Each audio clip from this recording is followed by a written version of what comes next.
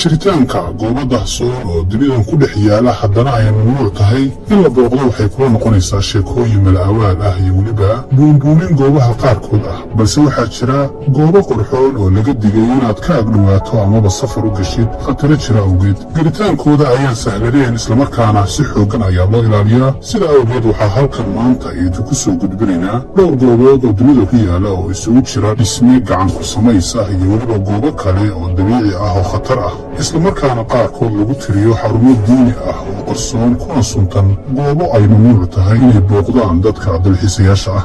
balse marka hore aan idin dhex geeyo 10 goobood ee ugu ilaalinta badan ee dunida ku yaala, islamarkaana innagoo ka soo bilaabayna kaalinta 10aad oo ay ku jirto soonaha lagu magacaabo soonaha cas ee ku yaala Faransiiska. oo sida aynu la wada socono, Faransiiska waxaa jira goobo badan oo qurux badan oo dalxiiska caanku ah oo ay ugu horreyso goobta caanka ah ee Eiffel Tower ee Paris ku taala.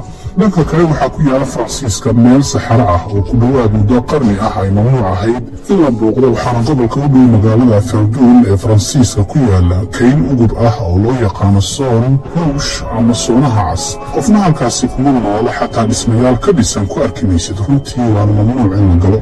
dagaalkii koowaad ee dunida ka horna magaalada Verdun waxay inta badan ahayd dhul beereed, balse goobtan ayaa si degdeg ah isu beddeshay intii uu socday dagaalku, kadib markii malaayiin madaafiic ah lagu garaacay goobtaas, halkaas oo dhulkii ku burburay, dhirtiina ay ku gubatay. waxaana magaalooyinkii ka agdhowaa goobta iyana ay ku burbureen hubkii loo adeegsaday dagaalkii. wuxuuna markuu soo idlaaday dagaalku sannadii 1918 uu ku reebay soonahaas khasaare lixaad leh. dowladda Faransiiska ayaase marsii horreysay qorshaysay inay dib u eegto kharashka ku baxaya dayactirka dhulkaasi, balse ugu dambayntii waxay go'aansatay inay rarto dadkii ku noolaa magaalooyinka islamarkaana ka agdhowa soonahaasi.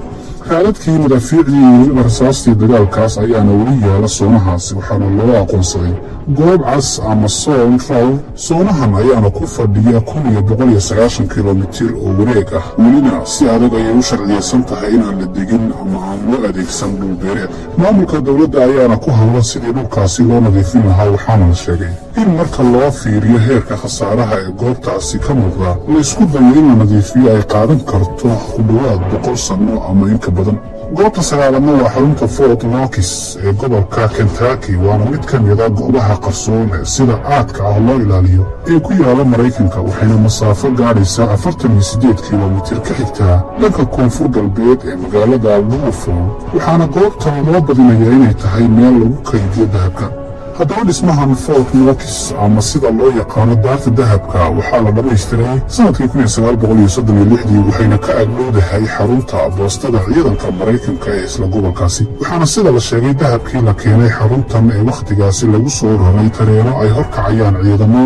kadib waxaa dahabkaas u soo wareejiyey goobta gaadiid ciidan oo ilaalinayeen guutooyin fardooleyda Maraykanka ah. sidoo kale fiilashii dastuurka Maraykanka iyo sharciga xuquuqaha ayaa labaduba meeshaasi ku kaydsanaa muddo gaaban. dowladda Maraykanku waxay sidoo kale tibaaxday in xarunta kaydka dahabka ee Maraykanka uu hayo ku dhowaad 4582 mitrik tan, kaasoo qiimihiisu ka badan yahay $175 bilyan. waxayna kaloo xaruntu leedahay mid ka mid ah hababka ugu horumarsan ee amni, oo halkaas waxaa ka socda inta badan waa sir, taas oo darteed uu caan baxay weer ah waa ammaan sida Fort Knox oo kale. goobta sideedaad ee barnaamijkeena waa jasiiradda waqooyi ee Sentinel ee badweynta Hindiya. goobtan si kastoo ay u adag tahay in lagu rumaysto, waxaa jira qabaa'il ku nool jasiiradda waqooyi ee Sentinel ee dhacda badweynta Hindiya, oo weli waxaa halkaasi ku nool dad cawaan ah, kuwaas oo aan wax xiriira la lahayn ilbaxnimada casriga ah. sanadkii 1991 ayuuna ahaa markii ugu horreysay ee la arkay qabaa'ilkan, kadib markii ay duulaan ku qaadeen kooxo iyo shirkado soo gaadhay jasiiradda ay degan yihiin. qabaa'ilkan Sentineles ee cadaawadda xooggan u qaba dadka soo galootiga ah. laba safar oo lagu tegay jasiiraddaas, kooxo Hindi ah ayaa markii dambe bilaabay inay xiriir la sameeyaan qabaa'ilkan oo u sheegay inay doonayeen oo qura inay booqdaan jasiiradda, balse wax soo dhoweyn ah kalama aysan kulmin halkaasi. waxaana lagu qiyaasaa in qiyaastii 80 ilaa 150 qof ay ku nool yihiin jasiiraddaasi, luuqadoodana aysan cidi fahmi karin. sanadkii 2018 kooxo Maraykan ah ayaa isku dayay inay la xiriiraan qabaa'ilka Sentineles, balse kooxahaas ayaa lagu laayay qaanso iyo qabaa'ilkan ayaa sanado badan si cad u sheegtay inaysan wax dan ah ka lahayn inay yeeshaan saaxiibo cusub. lambarka 7 Chapel oo ah sanduuqa axdiga Itoobiya. kaniisadda ku taalla Itoobiya ayaa sheegtay inay hayso mid ka mid ah waxyaabaha aadka loo raadiyay ee uu xusay kitaabka Baybalku ee loo yaqaan sanduuqa axdiga. sanduuqan caanka ah waxaa la aaminsan yahay in la dhisay 3,000 oo sano ka hor, wuxuuna ka samaysan yahay looxyada dhagxaanta ee ay ku jiraan 10 amar. sanduuqan taariikhiga ah ayaa ka lumay boqortooyadii Baabiloonka markii ay ku duushay reer Israa'iil. runtiina lama ogeyn xilligaasi la burburiyey ama la qariyey sanduuqaasi. sida laga soo xigtay Itoobiya, sanduuqa axdiga wuxuu ku yaalaa kaniisad lagu magacaabo Chapel of Ark oo ku taalla magaalada Aksum. kaniisaddu waxay ogolaatay hal nin oo keliya inuu arko sanduuqaasi, waana baadiriga. lambarka 6 waa jasiiradda Snake oo qiyaastii 150 kilomitir dhanka koonfureed ka xigta magaalada São Paulo ee dalka Brazil. jasiiraddu waxay ku fadhidaa goob 40 kilomitir u jirta xeebta Brazil, waxaana dadka laga mamnuucay inay soo galaan jasiiradda. jasiiradda Snake waxaa magacan loogu baxshay masaska kala duwan ee ku nool jasiiraddaasi, waxayna cilmibaarayaashu aaminsan yihiin in qiyaastii halkii mitirba uu joogo mas dilaa ah. jasiiraddan ayaana hoy u ah maska loo yaqaano madaxdahab oo ah nooc gaar ah oo ka mid ah maska dilaaga ah ee adduunka. waana mid adiga kuu wanaagsan baa la yidhi inaad jasiiraddan ka fogaato booqashadeeda ama aad ku hamido. lambarka 5 waa Mirror Mine. waa mid ka mid ah godadka ugu waaweyn ee adduunka la qoday, wuxuuna godkan aadka u weyni ku yaalaa gobolka Siberian ee bariga Ruushka. waana godka labaad ee ugu weyn ee dadku macdanta ka baaraan. godkan hodanka ku ah macdanta dheemanka ayaa qoditaankiisa la bilaabay sanadii 1955, waxauna hadda gunta u qodan yahay in ka badan 1,200 oo mitir. intii lagu jiray sanadihii ugu horreeyey waxaa godkan laga soo saaray in ka badan 2 tan oo dheeman ah sanadkii. hawada sare ee godkan ayaana ka mamnuuc ah inay dul maraan helikobtaradu kadib markii ay soo baxeen warar ku saabsan in godkani soo jiito diyaaradaha sababo la xidhiidha cufis jiidadka hawada. waxayna magaaladu intaa kadib ay si adag uga mamnuucday dadka dalxiisayaasha ah. lambarka 4 ayaynu ku soo qaadanaynaa goobta uu ku yaalo qabrigii hogaamiyihii hore ee Shiinaha Qin Shi Huang oo ku yaala buuraha bartamaha Shiinaha, oo ah boqortooyadii ugu horreysay ee Shiinaha islamarkaana taariikh gaaraysa in ka badan 2,000 oo sano. qabrigan qarsoon ee boqor Qin Shi Huang ayaa la helay sanadkii 1974 kadib markii qaar ka mida beeralaydu ay ku turanturoodeen qabrigaasi xilli ay goobtaasi ka qodayeen ceelal. waxayna intaa kadib ay goobtu isu beddeshay mid ka mid ah goobaha ugu caansan ee dalkaasi.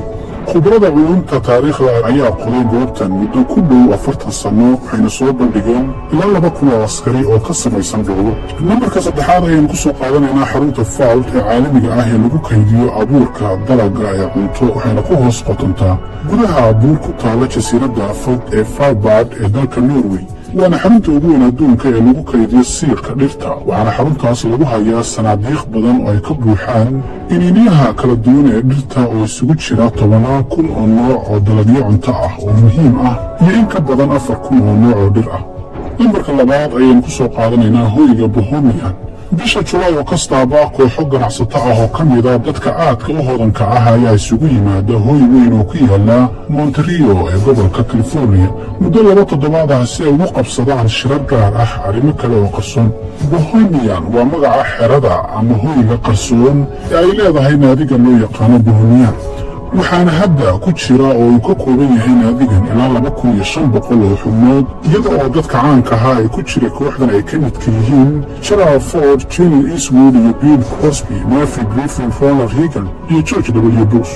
lambarka 1 ee barnaamijkeena ugu dambeeyana waxaan ku soo qaadan doonaa jasiiradda Sorsi. waana jasiiradu badanaa ka qarxo fulkaanuhu kuna taalla xeebta koonfureed ee dalka Iceland. waana mid ka mid ah jasiiradihii ugu dambeeyey ee adduunka la helay kadib markii sanadkii 1963 ay jasiiraddu ka soo muuqatay badweynta Atlantiga kadib markii uu dab ka kacay. jasiiraddu haatan way u furan tahay oo keliya tiro yar oo saynis yahano ah oo cilmi baadhis ka wada jasiiraddaasi.